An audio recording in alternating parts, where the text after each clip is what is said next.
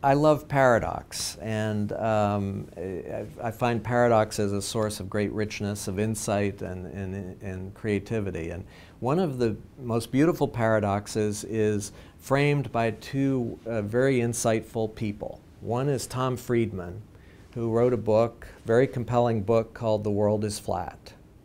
And he made a very compelling case that with digital technology infrastructures, location no longer matters.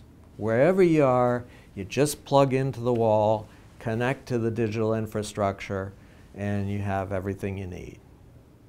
Very compelling, persuasive. There's another guy, a man by the name of Richard Florida, who counters that the world is actually more and more spiky. And what he means by that is that over time, there is an accelerating movement of people into cities. We're becoming more urbanized at a more rapid rate than ever before. Now the paradox is, well, wait a minute, if the world is flat, why are people moving more and more rapidly into cities? You know, and I think that at the end of the day, there's elements of truth in both of these.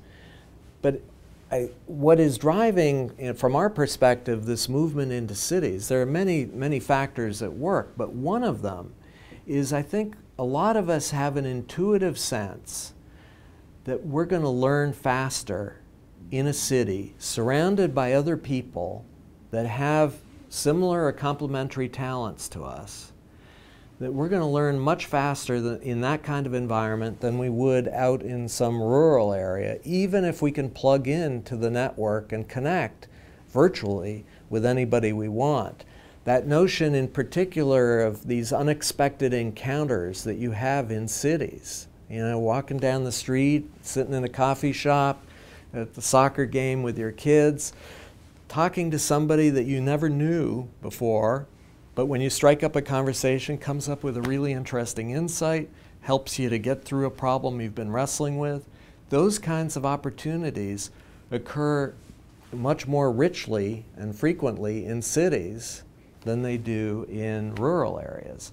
So I think at least intuitively we have a sense that with all that digital technology infrastructure and all the ability to connect, we're going to be much better off, learn faster in cities than we could on our own. And we have, again, an intuitive sense that learning faster is becoming more and more important. That no matter how much skill we have, how much talent we have at this point in time, if we don't continue to develop that talent and skill, we're going to become vulnerable.